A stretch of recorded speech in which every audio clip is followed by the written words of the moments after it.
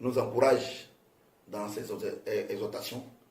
Aujourd'hui, nous allons voir un thème très important. Et le thème, c'est ce que tu as et ce que tu es se trouve dans ta pensée. Je dis bien, ce que tu as et ce que tu es se trouve dans ta pensée. Nous allons appuyer notre exhortation par le livre de... Je lis la parole de Dieu. Bien-aimé, je souhaite que tu prospères à tous égards et que tu sois en bonne santé, comme prospère ton âme. Voyez-vous, Dieu dit que pour que tu sois béni là, ta bénédiction doit être en conformité avec l'état de ton âme. Vous comprenez ce que je dis? Vous savez que la tristesse ne vient pas de Dieu. Donc, Dieu, pour te bénir, quand il t'appelle, c'est vrai, il a dit dans Jean chapitre 10, verset 9 à 10, il dit que je suis la porte, celui qui rentre en moi, il sortira, il te verra du pâturage, et que le diable, lui, est venu pour détruire. Mais, quand tu viens à l'église, là, ta bénédiction n'est pas automatique. Il faut une transformation au préalable. C'est pour ça que le Seigneur dit, soyez transformés par le renouvellement de votre intelligence. Parce que Dieu ne peut pas bénir quelqu'un qui est toujours angoissé, quelqu'un qui a toujours peur, quelqu'un qui ne fait pas confiance, quelqu'un qui est versatile, quelqu'un qui ne croit pas de manière fondamentale à l'évangile de Christ. Vous comprenez? C'est pour ça que le Seigneur dit, je suis prêt à vous bénir. Mais pour que je vous bénisse là, je regarde l'état de votre âme avant de vous bénir. Est-ce que vous me suivez? Regardez par exemple, quand vous venez à l'église, vous êtes venu avec beaucoup d'amertume, beaucoup d'angoisse, beaucoup de non-pardon, et toutes ces choses que vous êtes venu à l'église avec. Quand vous venez à l'église, le Seigneur prend le temps de vous transformer. Il prend le temps de vous transformer. Regardez, je vais vous dire quelque chose. Je prends un exemple. Quand ton âme est en paix, quand ton âme est joyeuse, tout marche chez toi. Regardez, je prends le cas d'une dame qui vend au marché. Le matin là, quand les clients viennent là, elle est joviale, elle est joyeuse. Mais toutes les clientes là vont venir chez cette dame là. Mais imagine-toi, elle a le visage serré. C'est-à-dire que le signe de la tristesse de ton âme. Toutes les femmes qui viennent là, elles vont te fuir. Quels que soient les bons produits que tu as, elles vont te fuir. C'est pour ça que le Seigneur dit que pour que lui puisse te bénir là, il doit te bénir en fonction de l'état de ton âme. Et puis je vais vous dire une chose. Notre pensée là, notre pensée, Dieu regarde notre pensée pour nous bénir. Toi tu me regardes, tu veux que Dieu te bénisse. Est-ce que tu as une pensée positive? C'est vrai, tu étais chez tes parents, ou bien chez ton oncle, ou bien chez quelqu'un. Il t'a maltraité. Tu dis qu'il t'a maltraité et il t'a chassé de la maison. Aujourd'hui, là, tu as ton diplôme. Tu veux que le Seigneur te donne le travail. Le travail que Dieu va te donner, là, est-ce que tu vas pas aller t'évangéliser? Il y a quoi dans ton âme? Quel est le secret de ton cœur? Quel est le secret de ton cœur? Qu'est-ce que tu manigances quand Dieu va te donner ce travail? Qu'est-ce que tu manigances? Quand Dieu va te donner cette femme, qu'est-ce que tu manigances? Quand Dieu va te donner cet homme, qu'est-ce que tu manigances? Vous voyez? Donc, je vais vous dire quelque chose. Dieu ne peut pas bénir quelqu'un qui va se venger. Parce qu'il dit, à moi la vengeance, à moi la rétribution. Aujourd'hui, là, pourquoi les chrétiens ne sont pas bénis? Parce qu'ils sont pleins de non-pardon. Ils sont pleins de projets de vengeance. C'est pour ça que Dieu dit que c'est pas ce qui sort de votre bouche que je regarde, mais ce qui est dans votre cœur. C'est vrai, vous priez, Seigneur, je vais me bénir là, je vais aider mes parents, je vais aider mes frères, tout ça là. Mais Dieu lui sait que tu mens. Donc, ta prospérité là, ça dépend de l'état de ton âme. Et l'état de ton âme là, ça veut dire quoi? Ça veut dire que ton âme doit être en conformité avec ce que dit la parole de Dieu. Vous voyez, quand Dieu dit, je souhaite que, je veux que tu sois béni, comme l'état de ton âme là. Non, ça ne veut pas dire que non, tu es contre. Non. C'est pour ça qu'il dit, soyez transformés par le renouvellement de votre intelligence. Notre transformation se fait avec la parole de Dieu. Est-ce que vous me suivez? Ça se fait avec la parole de Dieu. Est-ce que tu me suis? Donc, c'est comme ça. Donc, tant que ton âme là n'est pas transformée, tant que tu n'es pas une femme rayonnante de joie, tant que tu n'es pas un homme rempli d'amour, non, Dieu ne peut pas te bénir. Je te dis la vérité. C'est ça votre problème. C'est ça votre problème. Et comment tu dois faire pour que ton âme soit toujours heureuse? ton âme soit toujours joyeuse. C'est un problème qui est simple. Le Seigneur dit que Dieu a mis son amour dans notre cœur par le Saint-Esprit. Tu comprends? C'est le Saint-Esprit qui donne l'amour de Dieu. Est-ce que vous me suivez? C'est le Saint-Esprit. Et le fruit même de l'Esprit même se trouve dans Galates chapitre 5, verset 22. Le fruit de l'Esprit, l'amour, la joie, la paix. Quand tu as ces choses-là, Dieu te bénit automatiquement. Quand tu viens à l'église, là, si tu n'as pas l'amour, si tu n'as pas la paix, si tu n'as pas la joie, si tu n'as pas la patience, non, Dieu ne peut pas te bénir. Donc quand Dieu dit que je souhaite que tu sois béni, comme prospère l'état de ton âme, ça ne veut pas dire que tu vas aller boire de l'eau, tu vas aller boire du vin ou bien de l'alcool, et puis tu vas être en paix, non, mais quand la dose finit, tu deviens à ton état initial. Mais Dieu parle du fruit de l'esprit. Parce que c'est l'amour qui peut te donner la paix. Est-ce que tu comprends? C'est l'amour, c'est la joie, la patience. Ça veut dire autre chose. La patience, là, ce n'est pas l'attente. La patience, c'est quoi? C'est attendre le temps de Dieu. C'est ça la patience. La patience, c'est attendre le temps de Dieu. Mais il y a des gens, ils pensent qu'ils sont patients. Non, ils ne sont pas patients. Parce que quoi? Quand ce qu'ils ont demandé à Dieu n'arrive pas, ils perdent courage. Ils perdent courage, ces personnes-là. Ces personnes perdent courage. Non, tu vois. Donc, tu ne veux pas dire que tu n'es pas, tu veux pas dire que tu es patient. Tu n'es pas patient. La patience, c'est attendre le temps de Dieu. Regardez, je vais vous dire une chose. Il y a quelque chose aussi que vous pensez que ça peut vous donner la joie. Ça peut donner la paix. Vous savez, je vais vous dire une chose. Ne confondez pas la joie.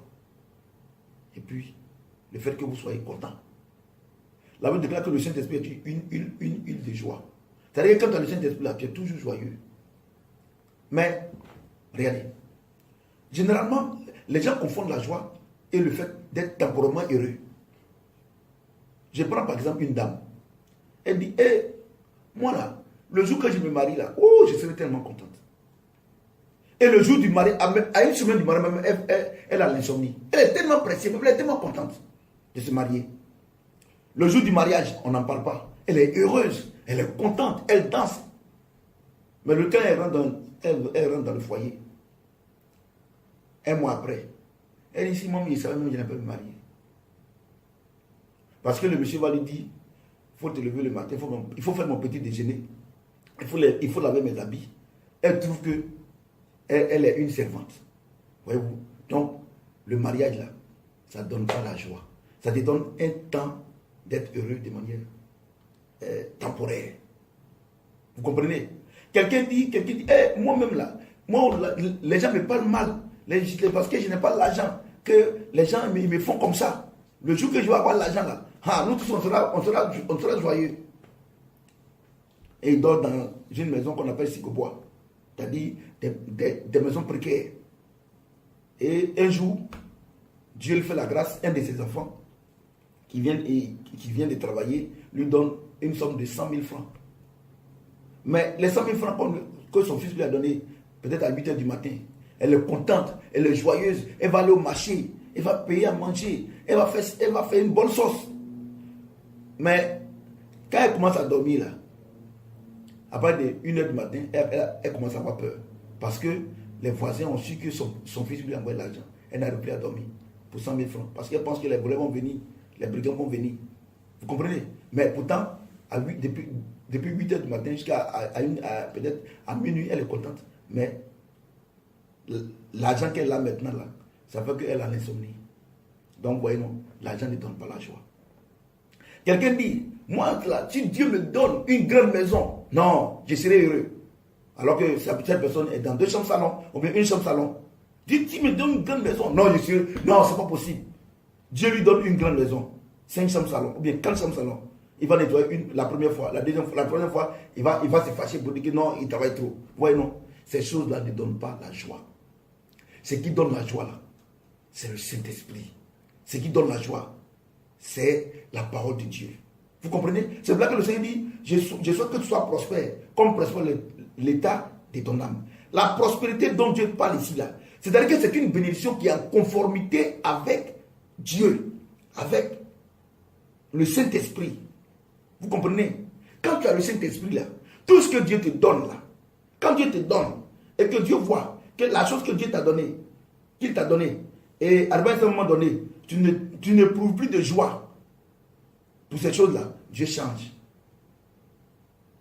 Tu comprends? Dieu change. C'est pour là que le Seigneur dit, soyez toujours joyeux. Mais toi-même, quand tu vas prendre des choses pour te rendre heureux, par exemple, je prends quelqu'un qui est angoissé et qui prend, par exemple, l'alcool. Mais l'alcool, là, c'est pointant. Après 1 heure de temps, 2 heures de temps, quand tu vas sortir de ton sommeil, jusqu'à cause de l'alcool, tu allais dormir, tu vas voir que les mêmes problèmes reviennent. Vous comprenez? Est-ce que vous comprenez? Regardez, je parle par exemple des gens même qui sont à l'église.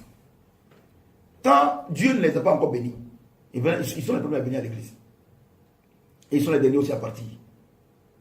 Mais quand Dieu leur donne un petit travail, un petit salaire de 100 000 francs, ils sont contents. Oui, ils viennent rendre témoignage ce jour-là. Ils veulent que tout le monde se lève pour acclamer le Seigneur. Mais quand ses propres frères, ses propres soeurs vont venir, ah tonton, vraiment, j'ai besoin de 1000 francs, tout ça là, il va se fâcher. Si ça même, il n'a pas travaillé. Voyez-vous, donc ces choses-là, ça ne donne pas la joie. Quand Dieu dit, je souhaite que tu sois prospère, comme prospère l'état de ton âme, ça veut dire quoi? Dieu te dit que tu dois avoir le fruit de l'esprit en toi. Je n'ai pas dit les fruits de l'esprit. Par moments, les gens font une confusion. Galates 5, chapitre 22. La Bible dit le fruit de l'esprit, l'amour, la paix, la joie. C'est-à-dire que c'est un package. C'est un package. C'est un package. C'est-à-dire que quand quelqu'un a le fruit de l'esprit, il a toutes ces choses à la fois. Il a la patience, il a l'amour. Tu comprends? C'est ça. C'est ça. C'est ça. C'est ça. Quand le Seigneur te dit, je souhaite que tu sois prospère, comme prospère l'état de ton âme, c'est comme ça. C'est-à-dire quoi? C'est-à-dire que tant que tu es chrétien et que le fruit de l'esprit n'est pas en toi, Dieu ne va jamais te bénir. Il ne va jamais te bénir. Je te dis la vérité. Il ne va jamais te bénir. Donc, à partir d'aujourd'hui, prie le Seigneur. Prie le Seigneur que si tu as le fruit de l'esprit en toi, que ces fruits grandissent. Tu comprends? Que ce fruit-là soit gros. Si c'est gros, tu vas voir que Dieu va te bénir. Il a fait cette promesse à Abraham. Il a dit, je donnerai la bénédiction de te poursuivre. Parce que, arrivé à ce moment-là, donner de la vie d'Abraham, tellement qu'il faisait la volonté de Dieu, il était venu ami de Dieu. Vous comprenez? Dieu ne peut pas bénir quelqu'un qui a une âme troublée. Dieu ne peut pas bénir quelqu'un qui a une âme qui est désemparée. Non. Non. Regardez, tu viens à l'église. Regardez le temps que tu viens à l'église. Pourquoi tu viens en retard à l'église? Parce que tu ne crois pas. Parce que si, par exemple, une petite autorité, un petit ministre, même président, te donne un rendez-vous. Si même le rendez-vous à 10 h, à partir de 8h30, tu es déjà prêt. Mais regarde Dieu. Le culte à 8 h, le culte à 7h30, par moment à 10 h, à quelle heure tu arrives à l'église? Parce que tu ne crois pas. Tu ne crois pas. Tu ne crois pas que Dieu peut te bénir. Tu viens à l'église parce qu'il faut venir. Tu sais pourquoi? Parce que ton âme n'est pas connectée au fruit de Dieu, fruit de l'esprit. Si tu veux que le Seigneur te bénisse de manière naturelle, comme il me bénit de manière naturelle, comme il bénit ses vrais enfants de manière naturelle, sans bruit, sans jeûne, il faut que tu aspires au fruit de l'esprit.